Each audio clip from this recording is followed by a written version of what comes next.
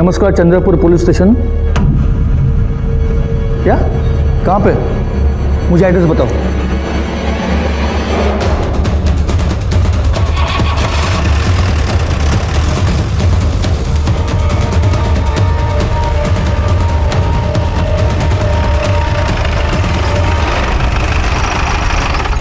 साहब, मेरा नाम ढूंढू है। हाँ। मैंने आप लोगों को फोन किया था। लाश कहाँ है? उधर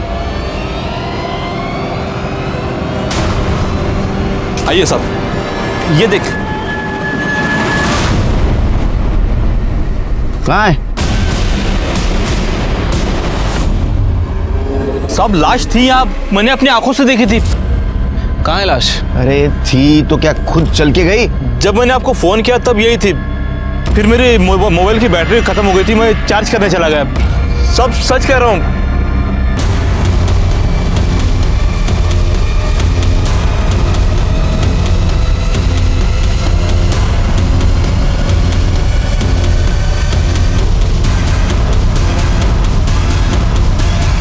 छिड़के जितना खून बहा है उस हिसाब से आदमी का जिंदा रहना मुश्किल है।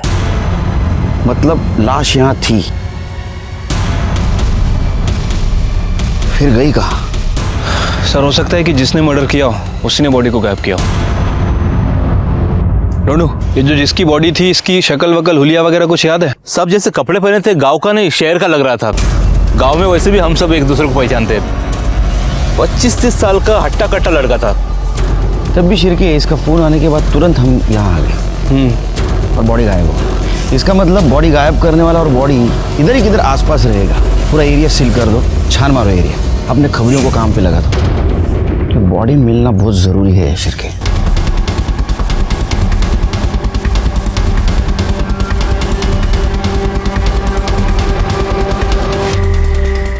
अब ये हो सकता है कि कोई जंगली जानवर खा गया हो या फिर किसी गांव वाले ने। सर, डेड बॉडी का पता चल गया है। चलो ढूंढू को बुलाओ। Yes sir. पुलिस की नौकरी करने के बावजूद भी मुझे ऐसा कभी नहीं लगा कि मेरे सामने कोई चौंकाने वाला केस नहीं आएगा, क्योंकि जब भी ऐसा लगता है कोई हैरान करने वाला केस मेरे सामने आ जाता है। नमस्कार, मैं सीनियर इंस्पेक्टर सुनील केलकर आप सबका स्वागत करता हूं क्राइम पेट्रोल दस्तक के इस भाग में। आज मैं आपको 2016 का एक केस दिखाने जा रहा हूं। वैसे मर्डर केस मेरे लिए कोई बड़ी बात नहीं है और हर मर्डर केस में हथियार और बॉडी दोनों मिलना बहुत जरूरी है, लेकिन इस मर्डर केस में हथियार क्या, बॉडी भी गायब थी। और जब बॉडी मिली तो जिस हाल में मिली उसने हमारी मुश्किलें और बढ़ा दी। हर जुर्म होने से पहले विक्टिम को दस्तक जरूर मिलती है, लेकिन इस केस में दस्तक हमें मिल रही थी कि ये केस सॉल्व करना कोई आसान काम नहीं था।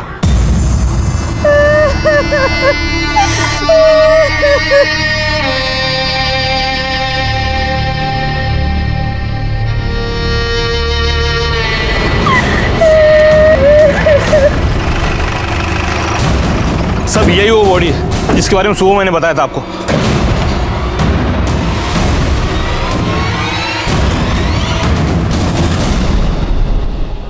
कौन लेके आ रहे बॉडी को इधर? मैं लाया साहब। वारदात की जगह से छेड़खानी करना कानून अपराध है, पता नहीं तेरे को? हाँ, तू लाश को एक जगह से दूसरी जगह लेके आया, जेल हो सकती है तेरे को।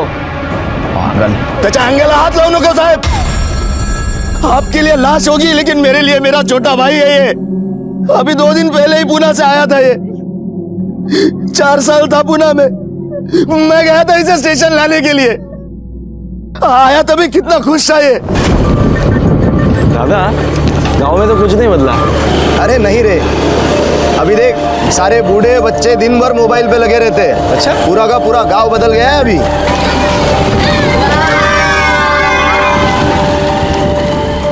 पहचानता ना इसको? ये जो बाइक के पीछे बैठा था, ये दिनू का छोटा भाई ना? बस ये आज भी नहीं बदला। इसका और अपना झगड़ा आज भी चालू है। अभी पिछले महीने में इससे मेरा झगड़ा हुआ था, वो तो बाबा बीच में आ गए, वरना बहुत मारता मैं इससे। दादा, 1 मिनट, ये गंगे है ना? हाँ वही गंगे, पगली का भाई। जब से उस पगली ने कुएं में कूदकर जान दी है, बहुत अकेला हो गया बेचारा। छोड़ जाने दे, चल। दादा, मुझे मिलना है उससे। गंगा,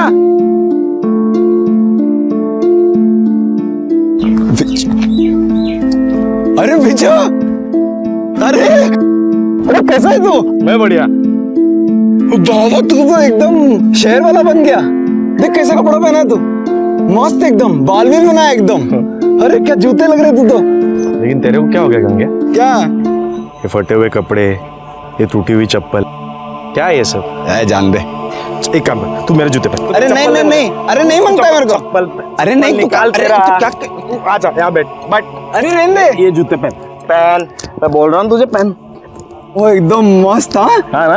हाँ, अच्छा लगा तेरे को? अरे वाह, पहले डाल इसमें। लेकिन नहीं मस्त एकदम। हाँ चल मैं बाद में मिलता हूँ तुझसे, ठीक है? चल चल चल मिलता हूँ। दादा गाड़ी गाड़ी।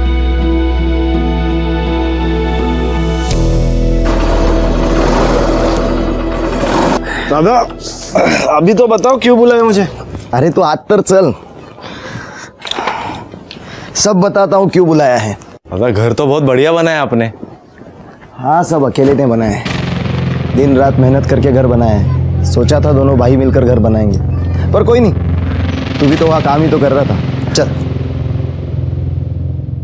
अरे आई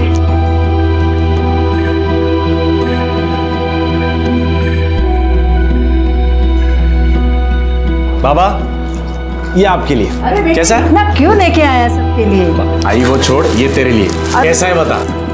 छान आहे हा? वहिनी ए तुमच्यासाठी। अरे इसकी क्या जरूरत थी? नहीं जरूरत है।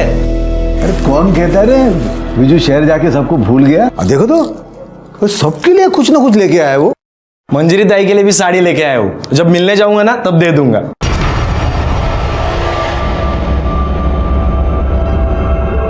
क्यों, क्या हुआ?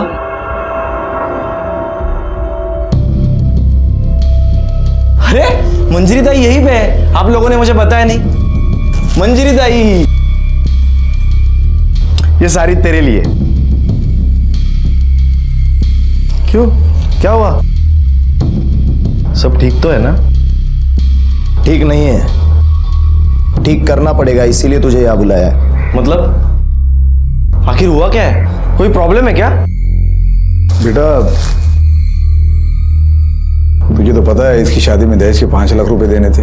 3 लाख हमने दे दिए, 2 लाख देने बाकी थे। अब इसके ससुराल वालों ने बोला है कि 2 लाख रुपए दे दो, वरना तब तक इसको यहीं अपने ही घर में रहने दो।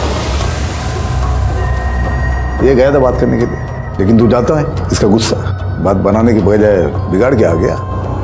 अब तुम ही कुछ कर लो। बाबा आप चिंता मत करो, मेरे पास अभी 50,000 है, मैं कल जाके उनको दे दूंगा और बात कर लूंगा। नहीं विजू बेटा, बात पैसे की नहीं है, वो तो हम भी कुछ ना कुछ कर लेंगे। इसके गर्म खोपड़ी से जो बात बिगड़ गई है ना, उसे जाके संभाल के यार। देख तू शांत है, पढ़ा लिखा है, तू समझदारी से बात करेगा तो वो लोग समझ जाएंगे, मान जाएंगे वो लोग। ठीक है बाबा, आप टेंशन मत लो, मैं कल जाके बात कर लूंगा। ताई तू काळजी करू नकोस, मी आहे ना?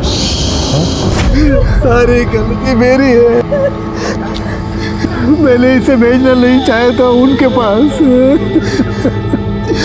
ये बात करने गया था साहब उनसे। ये देखो, देखिए क्या करके रख दिया उन्होंने, कितनी बुरी तरह से मारा है मेरे भाई को।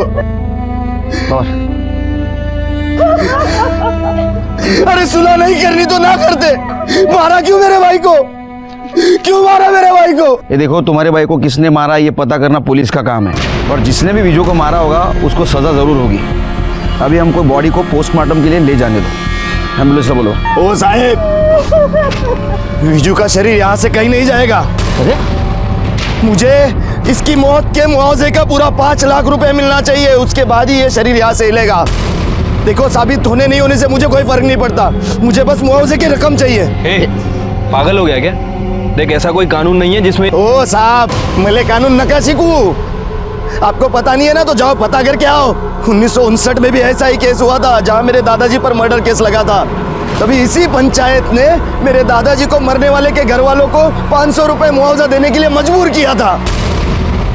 आपको झूठ लगता है? यकीन नहीं होता मेरी बात पर? मुखिया जी यहीं पर खड़े, पूछ लीजिए उन्हीं से। अब इस मामले में मैं आपकी कोई मदद नहीं कर सकता। दिनू बराबर बोलून राहिला आहे. वो मुआवजा मिलने के बाद ही अंतिम संस्कार हो पाएगा.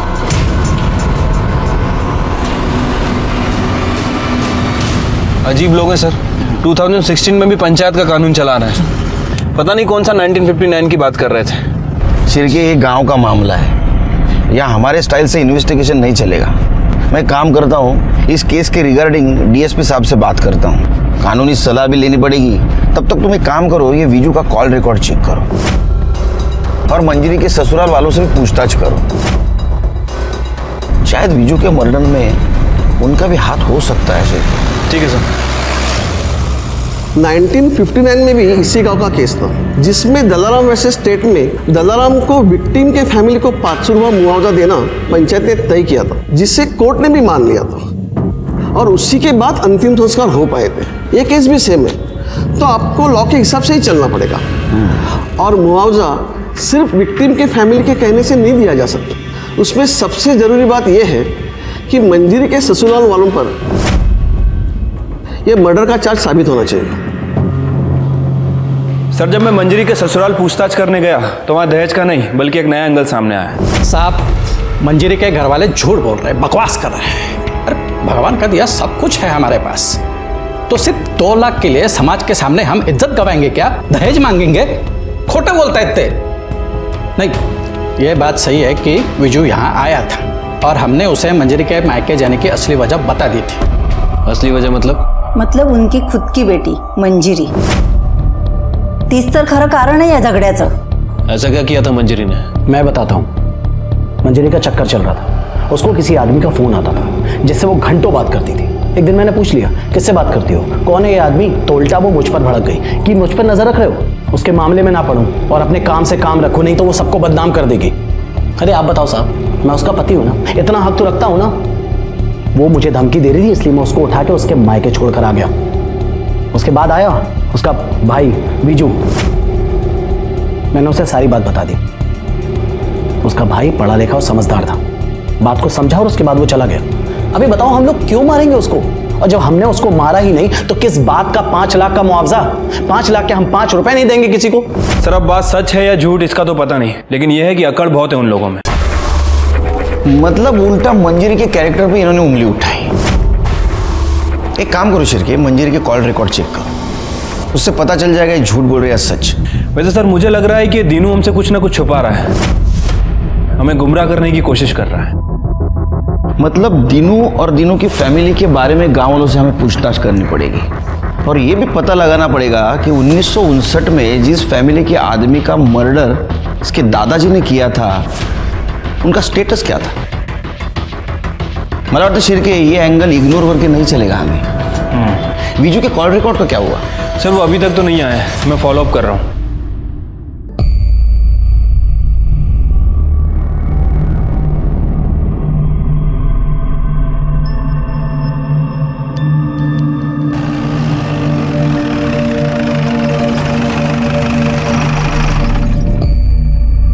शिरके देखा, उसका भाई मरा है, बॉडी बाजू में पड़ी है और ये पत्ते खेल रहा है.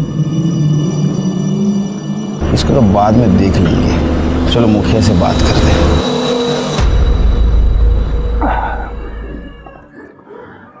देखिए साहब, बिना मुआवजा दिए तो अंतिम संस्कार नहीं होगा, क्योंकि 1959 में ये दीनू के दादा ने भी लालजी राव के मर्डर का मुआवजा दिया था, तभी अंतिम संस्कार हुआ था. ये लालजी राव की फैमिली गांव में रहती है अभी भी? हाँ है ना साहब, उसका पोता जगया इसी गांव में रहता है. अब इतने साल बीत गए साहब, मगर दोनों परिवार में आज भी नहीं बनती है. एक दूसरे को मारने के लिए तैयार ही रहते हैं. और दूसरी तरफ वो मंजरी का ससुराल. अब देखिए साहब, पंचायत ने अपना फैसला उन तक पहुंचा दिया, मगर मानने को तैयार ही नहीं. ये मंजरी के बारे में क्या ख्याल है आपका? नहीं, उसके ससुराल वालों का कहना है कि वो किसी दूसरे आदमी की वजह से उसको मायके भेज दिया गया था. अरे नहीं साहब, मुझे नहीं लगता मंजरी का कुछ ऐसा वैसा चक्कर होगा. साहब अपने गांव की बेटी है, हमने बचपन से देखा है उसे. एक गांव छोटा है साहब, एक दूसरे की खबर रहती है. अगर ऐसा कुछ होता तो मुझे तो जरूर सुनाई देता. साहब मुझे तो लगता है कि ये सब वो दीनू और उसके परिवार की गलती है. गलती मतलब? अब देखिए ना साहब, एक हर आदमी शादी करते समय जात बिरादरी औकात देख के शादी करता है। अगर तुम जात बिरादरी औकात से बाहर निकलोगे और ऐसे दिखावा करोगे तो ये सब ऐसा ही होगा ना साहब। मैं समझा नहीं। मतलब साहब, मतलब मैंने सुना है ऐसा कि लड़के वालों ने अपने औकात के हिसाब से 5 लाख रुपए मांगे थे इनके पास, मगर ये आज तक दे नहीं पाए, इसलिए मंजूरी को उसने मैके लाके छोड़ दिया। अरे खोटा बोलो नाले जे, झूठ बोले वो लोग। मैंने मेरे बीजू को मारा, अब मेरी बेटी को बदनाम कर रहे हैं वो लोग।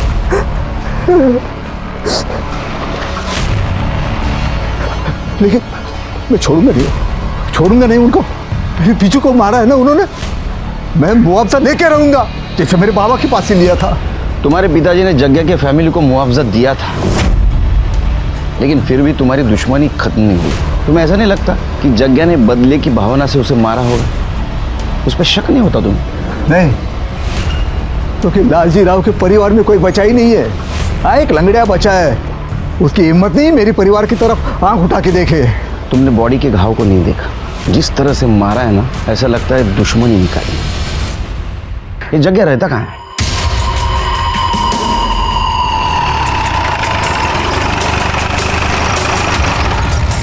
उठा इसको। चलो उठ रे।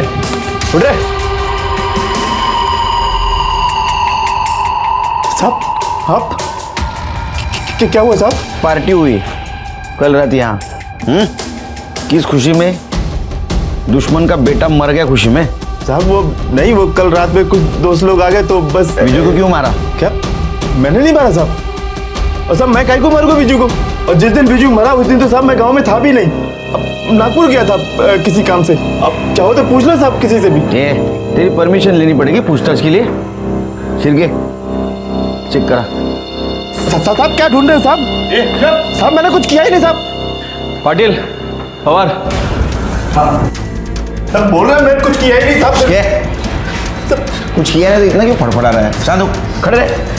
साहब सच बोलता है, मैंने कुछ नहीं किया साहब। लेकिन साहब एक बात बोलता हूं मैं, पीचू के मरने का मेरे को जरा भी दुख नहीं है, लेकिन दीनू मरा होता ना साहब तो बहुत ज्यादा खुशी होती।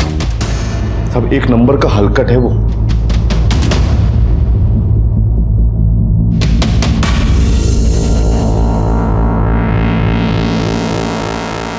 सर कुछ नहीं मिला। शिरके इसके नागपुर के डिटेल्स चेक करो और इसका बयान क्रॉस वेरीफाई करो। गांव से बाहर नहीं जाने का?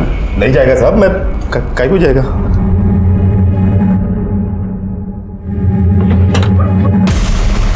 शिरके सर नजर रखो इस पे, क्योंकि तो विजू को मारने का सबसे स्ट्रांग मोटिव इसके पास है। इसके कॉल रिकॉर्ड और मोबाइल लोकेशन चेक करो। शिरके बॉडी की हालत खराब होने से पहले कुछ करना पड़ेगा हमको। लेकिन सर हम क्या कर सकते हैं? 24 घंटे कोई ना कोई आदमी बॉडी के पास रहता ही है। ऐसी हालत में पोस्टमार्टम भी नहीं करवा सकते। अपना एक्सपीरियंस तो यूज कर सकते हैं।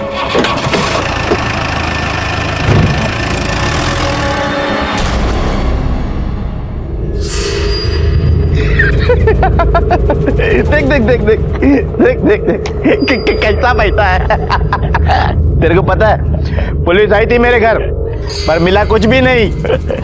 ये साला लाश को सड़ा के बैठा हुआ है, ये सोच के कि मंजरी के ससुराल वाले इसको 5 लाख रुपया देंगे। पता चला 5 लाख तो छोड़, 5 लाख भी नहीं दिया।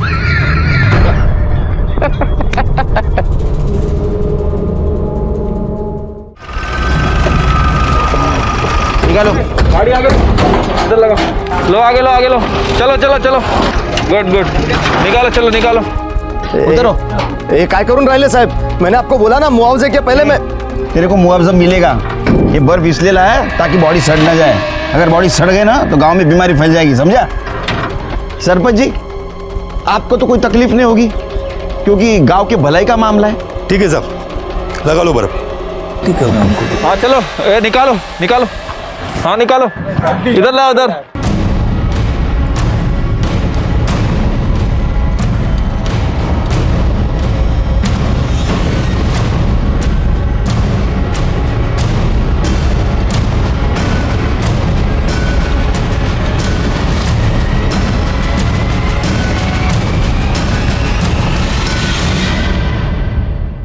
पहले फोटो। हाँ सर। चलो चलो चलो चलो।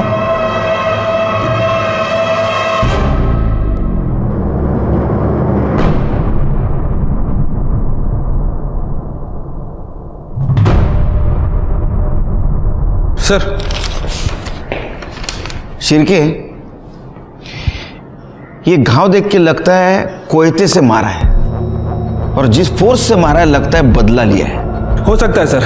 वैसे इस तरह के हथियार लोग गांव में अक्सर यूज करते हैं, जो खेतों में काम भी आते हैं और जरूरत पड़ने पर हथियार भी बन सकते हैं। नहीं तो मुझे क्या लगता है शिरके, एक काम करना पड़ेगा। Sir, sugar. अरे रहने दे यार, एनर्जी आती है। हाँ तुम क्या बोल रहे थे? सर ये वीजू के कॉल रिकॉर्ड है।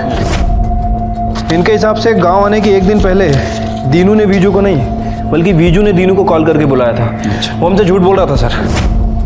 झूठ बोलने की कुछ वजह हो सकती है, इसमें दिख रही है वजह?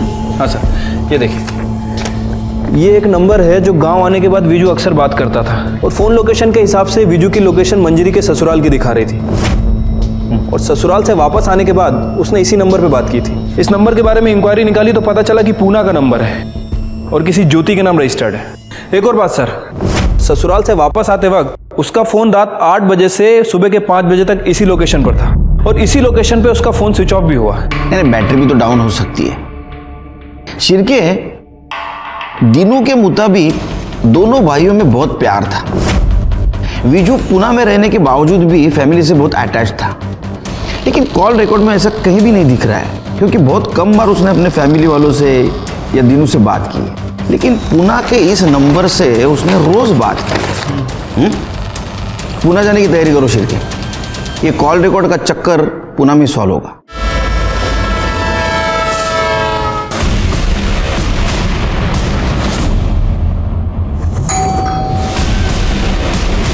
जी आप कौन? चंद्रपुर पुलिस से PSI शिरके। ये नंबर आपका? जी मेरा है। आपसे कुछ बात करनी है। आइए। आप जानती हैं इसे? जी सर, ये विजू है, हम लोग साथ में रहते हैं। साथ में मतलब लिव इन रिलेशनशिप में? जी, पर हम लोग जल्दी शादी करने वाले हैं। पर ये सब आप क्यों पूछ रहे हो? वो क्या है कि विजू का मर्डर हो गया है। क्या?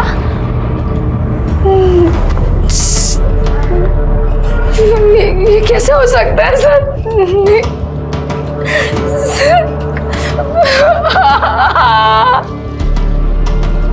देखिए, संभालिए अपने आप को।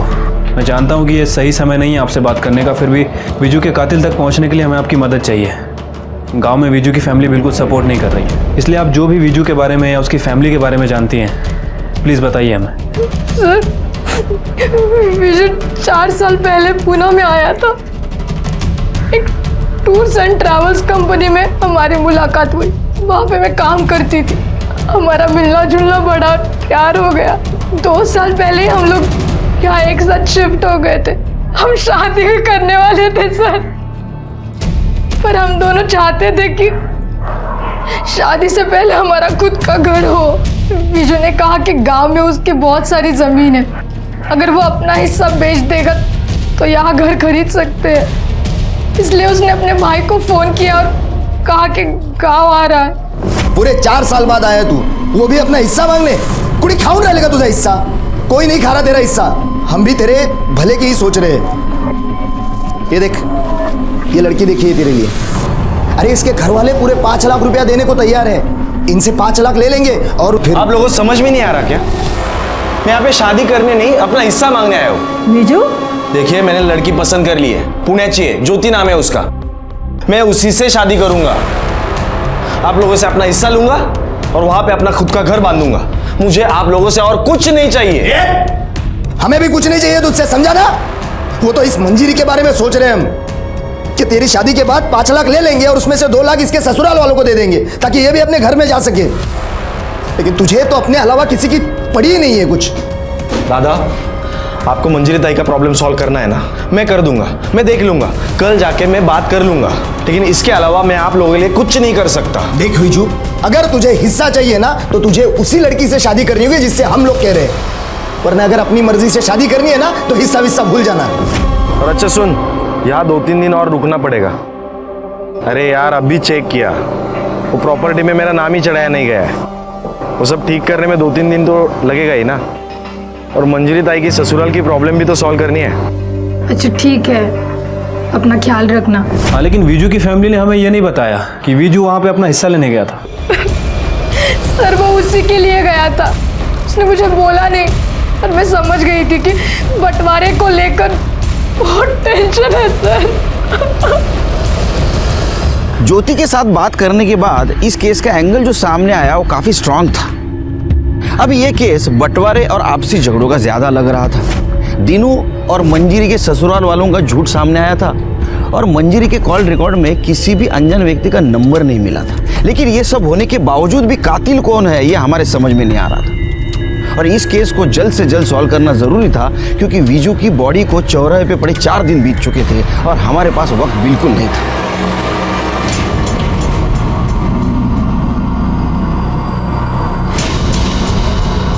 अरे नमक ठीक से डालो, नहीं तो चींटियां लग जाएंगी। दीनू चल थाने चल, कुछ बात करनी है तेरे से। विजू का ध्यान रखना, मैं पुलिस स्टेशन होकर आता हूँ। चल।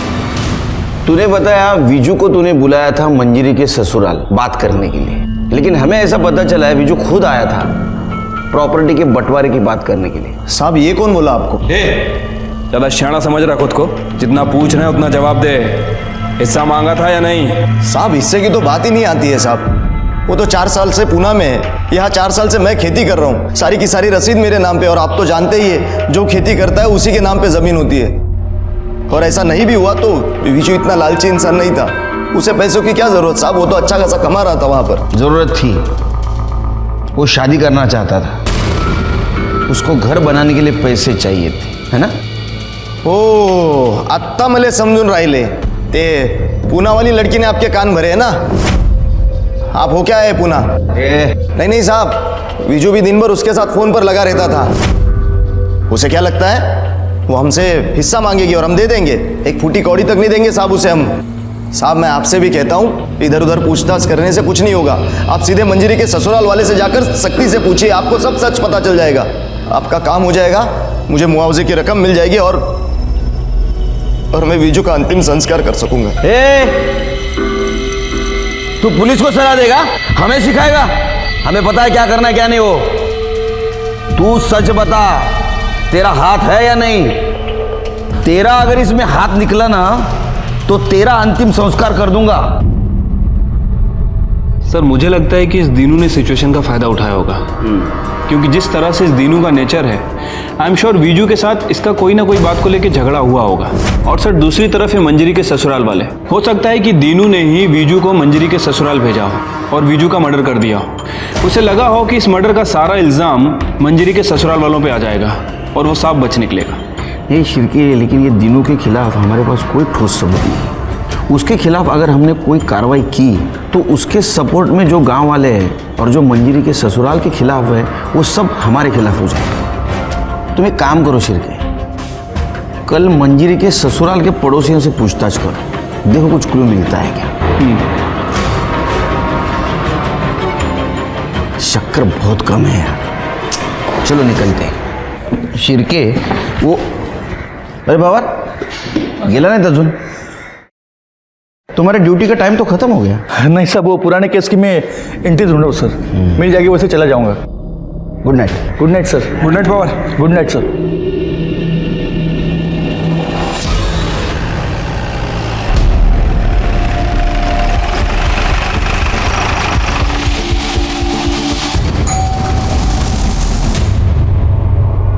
एक मिनट बाहर आएंगे, आपसे कुछ बात करनी है। जी। आपके पड़ोसियों के बारे में कुछ पूछताछ करनी है। ये जो मंजरी और सुशील हैं, इन दोनों के बीच कुछ अनबन चल रही थी क्या? सर सुशील की शादी के बाद से ही परेशानी चल रही थी। वैसे बहुत बदतमीज लोग हैं सर, पैसे का बहुत घमंड है उनको, इंसान को इंसान नहीं कहते सर। अच्छा, ये मंजरी का जो भाई है विजू, ये आया था यहाँ पे, देखा था क्या आपने? हाँ साहब, विजू यहाँ आया था, उसके साथ भी उन्होंने वैसे ही बदतमीजी किया। तो विजू सुन के क्यों लेगा साहब, वो तो बहुत पढ़ा लिखा था।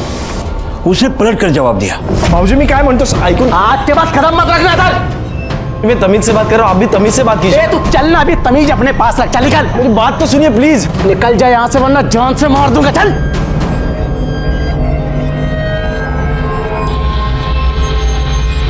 चल निकल गया। चल चल। अरे सर, मैंने आपको बताया तो था, उस रात बीजू बात करने आया था।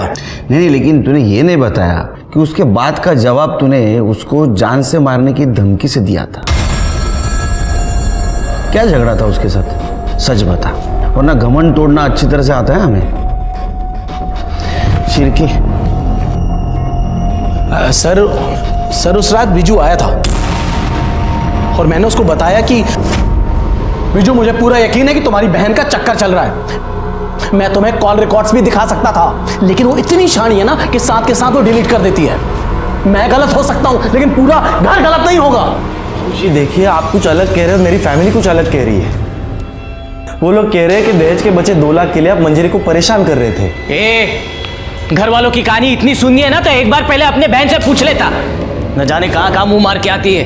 2 लाख क्या 2 करोड़ भी दोगे ना तो उस जैसी को हम अपने घर में नहीं रखेंगे, समझ ला। अभी यहाँ से निकल और दोबारा मत दिखना। देखिए, आपको जो कहना है मुझे कहिए, मेरे बहन के बारे में प्लीज तमीज से बात कीजिए। तुझसे बात कौन करना चाहता है? दादा बात सुनो। ये वाला, भाऊजी निघाता तू। चल, भाऊजी मी काय म्हणतो ऐकून। आज के बाद कदम मत रखना इधर। निकल जाए यहाँ से वरना जान से मार दूंगा। चल। उसके बाद वो वहां से चला गया सर, हम सच बोल रहे हैं। और हमने उसको नहीं मारा सर, हमें उसको मार के क्या फायदा। सर मुझे तो लगता है कि ये सब वो दिनों ने किया है। बहुत मक्कार इंसान है सर, किसी का सगा नहीं है वो। मंजरी के ससुराल वालों के पड़ोसियों ने हमें जो इन्फॉर्मेशन दी उसके मुताबिक हमने मंजरी के पति और देवर को इंट्रोगेट किया, लेकिन हमें उन्हें छोड़ना पड़ा क्योंकि उनके खिलाफ हमारे पास कोई सबूत नहीं था और हमारा केस फिर से वहीं आके रुक गया। और इधर विजू की बॉडी की हालत दिन ब दिन खराब होती जा रही थी। जैसे ये बात मीडिया को पता चली, ये केस लाइमलाइट में आ गया और हमारी मुश्किलें कम होने के बजाय बढ़ गई। आज पूरे 6 दिन हो चुके लाश को यहाँ रखे हुए। लाश काफी हद तक सड़ चुकी है, बावजूद इसके पुलिस इस मामले को हल करने में नाकाम रही है। गांव में बीमारी फैलने की आशंका है। सबसे शर्मनाक बात तो ये है कि एक इंसान के मरने के बाद भी उसका सरेआम तमाशा बनाया जा रहा है। फिलहाल कहा नहीं जा सकता कि ये तमाशा और कितने दिन चलेगा। मैं चंद्रपुर से रिपोर्टर नीतू, कैमरामैन अखिल के साथ, धन्यवाद। अरे तूच समजून घेत नाहीस मला, तर बाकीचे काय समजून घेणार? अरे तू देख रही है ना कितना टेंशन है। हाँ, न्यूज़ देख रही है ना, मीडिया वाले कितने पीछे लगे हमारे। अरे हाँ बाबा, पहुंच रहा हूँ आधे घंटे में घर में। स्लो कर स्लो कर स्लो।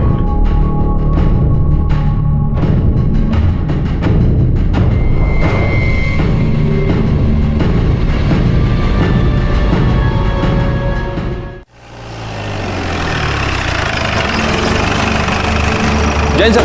जैन।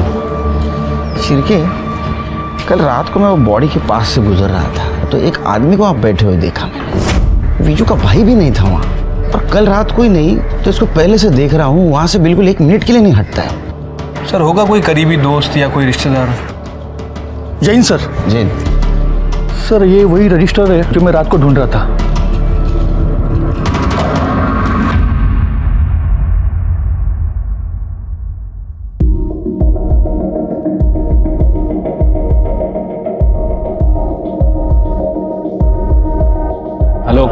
पवार, इन दोनों केस का आपस में क्या संबंध है? सर, जो आदमी 6 दिन से बिजू की डेड बॉडी के पास बैठा है, उसकी बहन मुक्ता की FIR कॉपी है।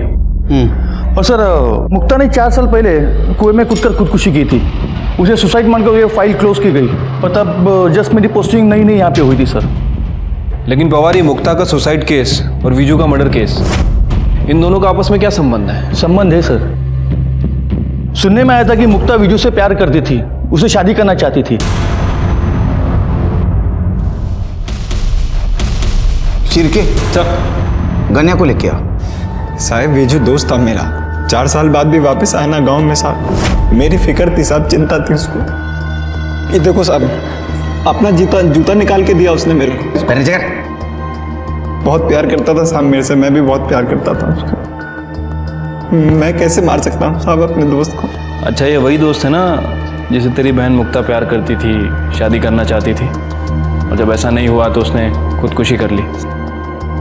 सब मुक्ता के बारे में पूरा गांव जानता था साहब कि वो एडी है, किसी से भी प्यार होता था साहब उसको। तो एक बार बोली बकरे से प्यार है मेरे को, बकरे से शादी करनी। मैं कही तो आप सोचो साहब, ऐसे बहन को मैं कैसे अपने दोस्त के गले बांधता साहब। एकदम दिमाग से कमजोर थी साहब, शादी के बारे में मैं सोच ही नहीं सकता साहब। पागलपने में कुएं में कूद गई। सच बोल रहे हैं? सच बोल रहा हूँ साहब, मैं दोस्त था साहब मेरा, मैं तो मार ही नहीं सकता उसको। प्यार करता था मैं उसको, न खाना खाया जा रहा न काम किया जा रहा। क्या काम करता है तू? हाँ साहब। काम क्या करता है तू? मैं साहब ये खेत में मजदूरी करता हूँ साहब, मैं लोगों के ये फसल लगाना काटना यही सब काम करता हूँ साहब। मैं गरीब आदमी हूँ साहब।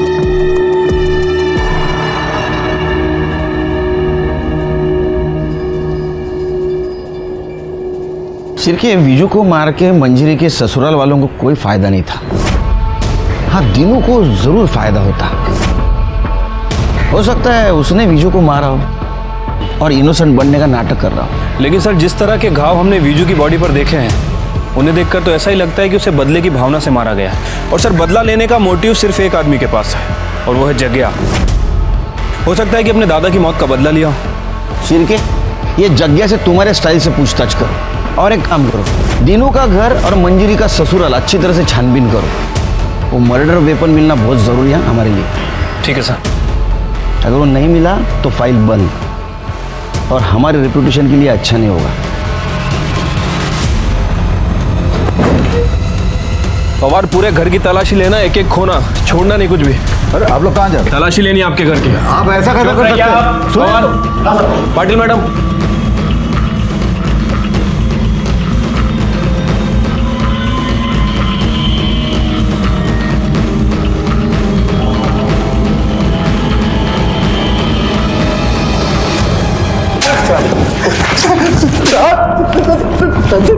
मार मार के तेरी खाल उधेड़ दूंगा। बोल भाई शपथ साहब, हमने नहीं मारा विजू को। साहब बोल रहा है, झूठ बोल रहा है साहब। अब कहीं को झूठ बोलेगा साहब? वो दिन हम लोग नागपुर गए थे, कैसे मारेगा साहब हम उसको? अगर पता चला ना कि तुम तीनों झूठ बोल रहे हो, खैर नहीं है तुम तीनों की।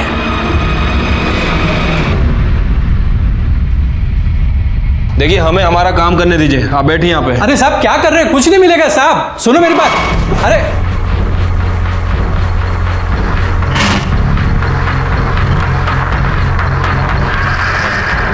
पवार, कुछ मिला? नहीं साहब, कुछ नहीं मिला।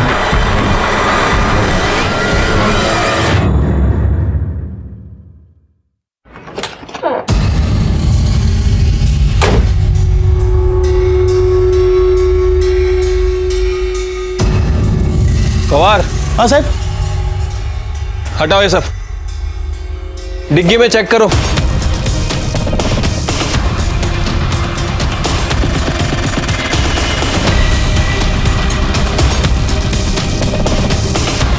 कुछ मिला? नहीं साहब, गाड़ी में कुछ नहीं मिला।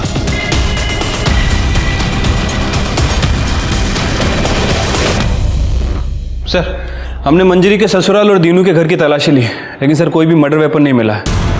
और वो जग्या के दोस्तों से भी पूछताछ की है। सर, उन सभी का यही कहना है कि उनने विजू को नहीं मारा है। सबके बयान को क्रॉस वेरीफाई किया है, सबकी एलिबाई को भी चेक किया है। उस दिन सब लोग नागपुर में थे।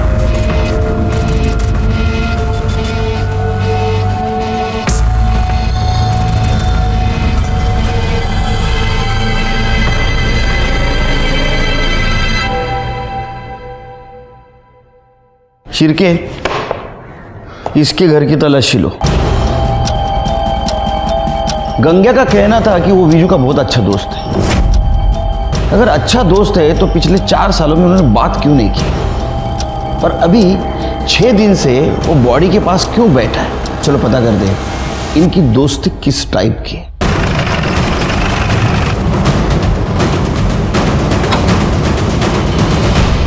शिरके, घर का हर कोना छान मारो। पवार, उधर जाओ।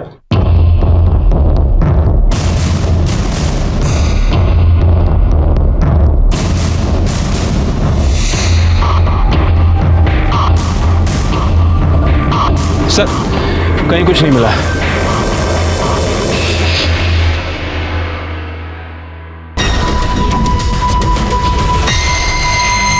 अरे नमक ठीक से डालो, नहीं तो चींटियां लग जाएंगी।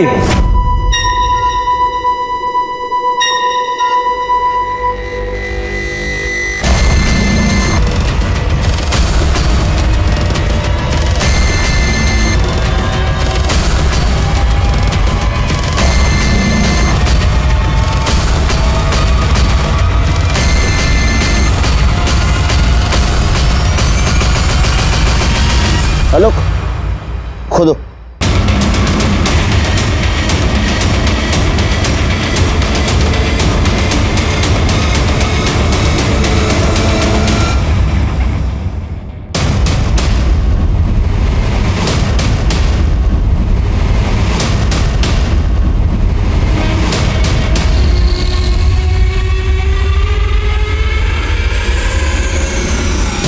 मैंने क्या बोला था शेर के? इस दोस्ती में कुछ झोल है। अरेस्ट करो इसको। उठाओ। चल चल चल चल, चल।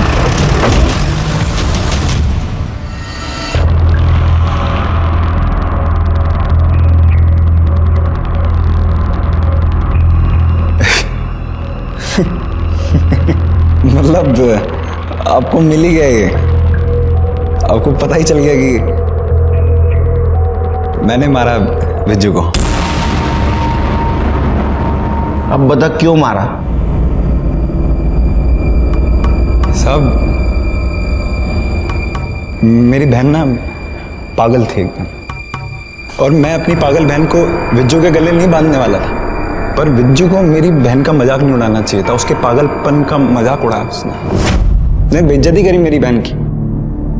देख भाई, मैं तो जा रहा हूँ शहर, मैं तो मजे करने वाला हूँ भाई, लेकिन तू तेरी पगली बहन को छोड़ के कहीं जा भी नहीं सकता। उसके साथ तो कोई शादी भी नहीं करेगा। इंसान छोड़, जानवर के साथ प्यार होता है उसको, कुत्ते बिल्ली बकरे किसी के साथ भी। मेरे पास ना एक आइडिया है, तो अगली बार ना किसी से भी प्यार हो जाता है ना उसको, अगली बार ना उसको किसी कुत्ते बिल्ली बकरे के साथ प्यार हो जाएगा ना, तो उसकी शादी करवा दे यार फटाफट। और वैसे भी उसको इंसान और जानवर में फर्क क्या नजर आता है? कुत्ता बिल्ली बकरा शादी का। मेरे दिल में बैठ गई वो चीज। मैं तब तो कुछ नहीं कर पाया मैं, पर जब इस बार वो आया ना गांव वापस, मैंने कहा अब तो बात तो सुनिए प्लीज। निकल जाए यहाँ से वरना जान से मार दूंगा। चल। पता नहीं क्या समझते अपने आप को, कोई बात करने की तमीज होनी चाहिए ना। और फिर मैंने अपनी बहन के मजाक का मैंने बदला ले लिया मैंने साहब। है कि नहीं साहब? कौन मजाक उड़ाता है? पागल का मजाक कौन उड़ाता है? ले जाओ इसको।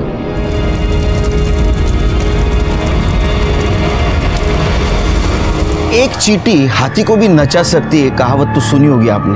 हमारे इस केस में इन चींटियों के सहारे हम कातिल तक पहुंच सके। ये केस कॉम्प्लिकेटेड इसलिए था कि कातिल हमेशा हमारे नाक के नीचे था, लेकिन उसे हम पहचान नहीं पा रहे थे। ना तो खुद को छिपाने की कोशिश कर रहा था, ना तो भागने की।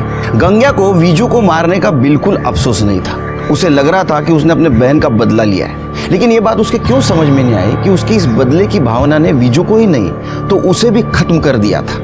हर जुर्म होने से पहले दस्तक जरूर मिलती है, लेकिन उसके तरीके अलग अलग होते। जैसे इस केस में हुआ, विजू को दस्तक जरूर मिली थी, लेकिन उसने सुना नहीं। उसने एक पागल मासूम लड़की की उसके ही भाई के सामने बेइज्जती की थी, जो सही नहीं था, और इसकी कीमत उसे अपनी जान दे के चुकानी पड़ी। मैं सीनियर इंस्पेक्टर सुनील केलकर आप सबसे विदा लेता हूं। फिर मिलेंगे अगले एपिसोड में। तब तक के लिए सतर्क रहिए, देखते रहिए क्राइम पेट्रोल दस्तक। मकसद बताना नहीं, बचाना है। जय हिंद।